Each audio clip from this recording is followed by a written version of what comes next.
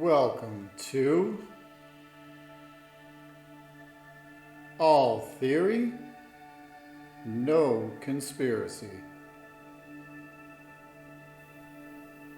Don't forget to like, subscribe, click to receive notifications, and leave a comment.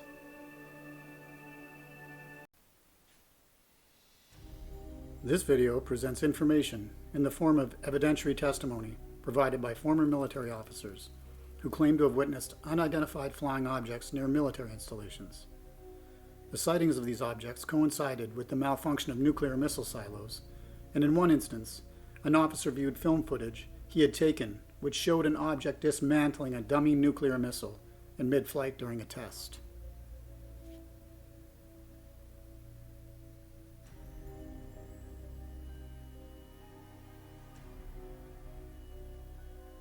This has happened more than once, and at multiple locations. What is going on here?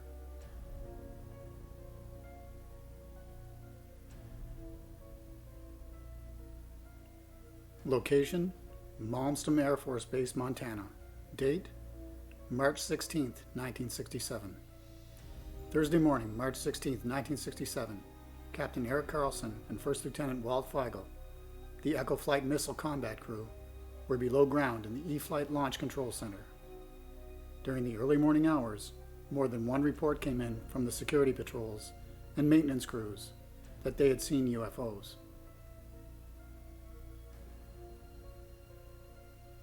A UFO was reported directly above one of the missile silos. It turned out that at least one security policeman was so affected by this encounter that he never again returned to missile security duty.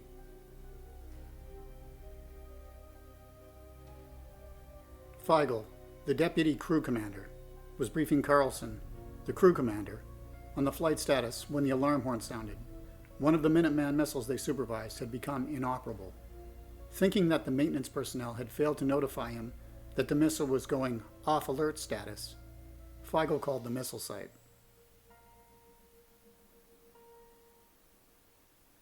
When Feigl spoke with the on-site security guard, he reported that they had not yet performed any maintenance that morning. He also stated that a UFO had been seen over the site. Then other missiles started to go off alert in rapid succession, and within seconds, the entire flight of 10 missiles was down.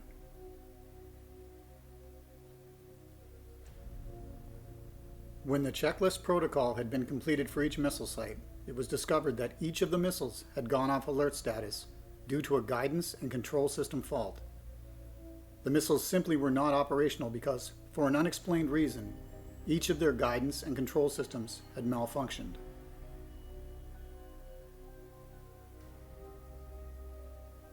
Robert Salas was on duty as a Deputy Missile Combat Crew Commander below ground in the LCC during the morning hours of March 16, 1967.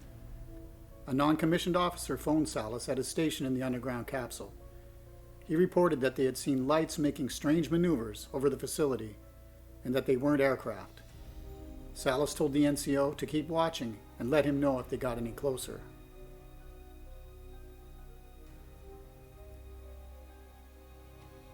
The NCO called back to report a red glowing saucer-shaped object hovering and making zigzag maneuvers outside the front gate of the facility, and that a security guard who approached it had been taken away by ambulance with a non-serious injury. The missiles had all gone offline at the same time of the sightings of the UFOs at the base. Location: Vandenberg Air Force Base, California.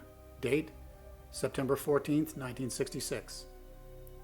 In September 1966, Dr. Robert Jacobs watched a short video that changed his life. He was in charge of a unit that photographed and videotaped top-secret intercontinental ballistic missile, ICBM, tests.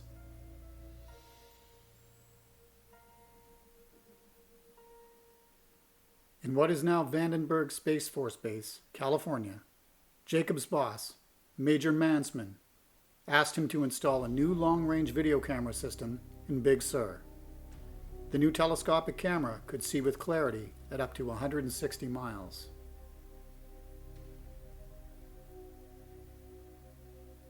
Lieutenant Jacobs took his team to Big Sur and set up the massive new device. It proved much more capable than the previous system.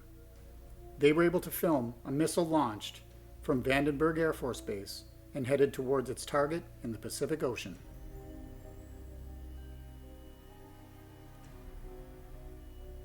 The payload of the missile was a dummy nuclear warhead. The launch was to test a new system to decoy Russian anti-nuclear missile systems. The launch went flawlessly. Dr. Jacobs' team locked on the missile right at launch, even though the team couldn't see the live view because it used kinescope recording. They had radar tracking and knew the test was a success.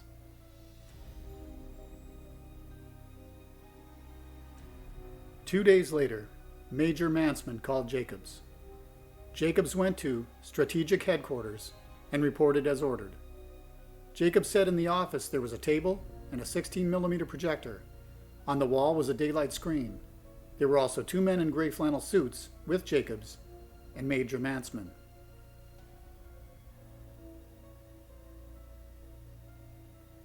Jacobs sat down, and Major Mansman turned on the projector.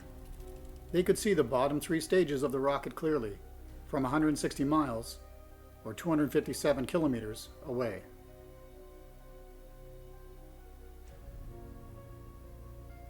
The test was to see if the missile system could put out chaff to decoy the Russian anti-missile systems. In the video, Jacobs watched the nose cone of the rocket flying in subspace, traveling at 8,000 miles per hour.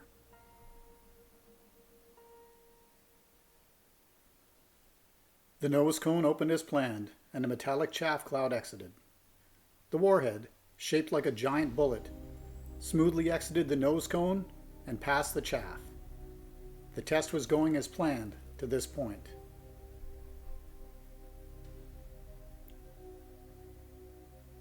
Then an object flew into the frame from the left, flew above the warhead, and it fired a beam of light. The object then flew in front, below, and behind the warhead, and fired beams of light with each move. Then it exited the same way it had entered the video. At that point, the warhead tumbled out of the field of view, and the film stopped.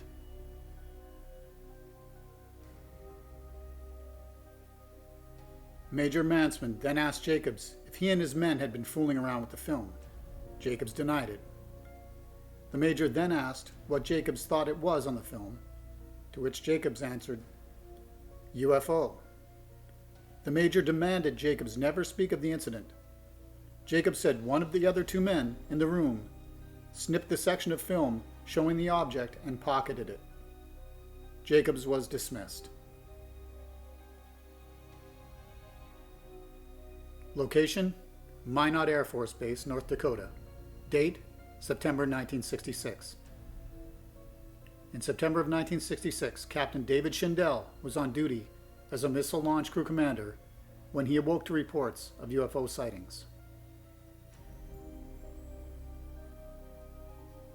Arriving above the underground missile control room, Schindele was taken by the site manager to a ground-based security center, where the manager told Schindele that he and some security guards witnessed a flying saucer hovering outside a window.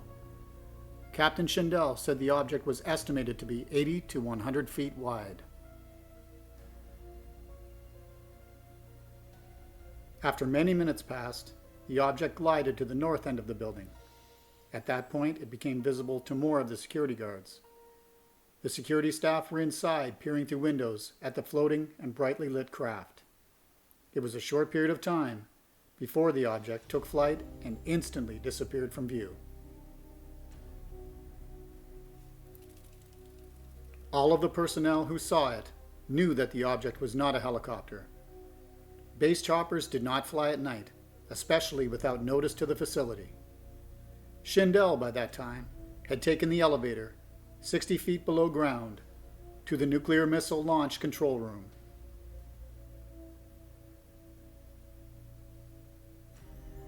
The on-duty crew stated that all 10 of the missiles went down when the UFO was hovering next to the main gate above the underground control room capsule. All the missiles indicated guidance and control system malfunction. The crew had never seen a situation like this. It disturbed and troubled the men involved when they attempted to comprehend the reality of the situation that had unfolded.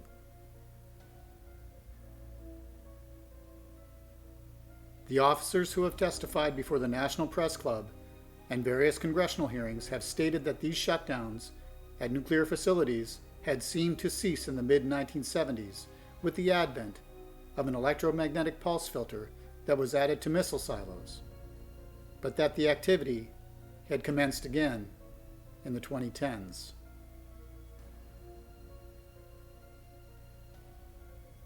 Links to articles referencing the events presented in this video, as well as YouTube links to videos of Robert Salas and Robert Jacobs giving their stories, as well as others giving testimony at the National Press Club in Washington, D.C. in 2013, will be in the description below this video.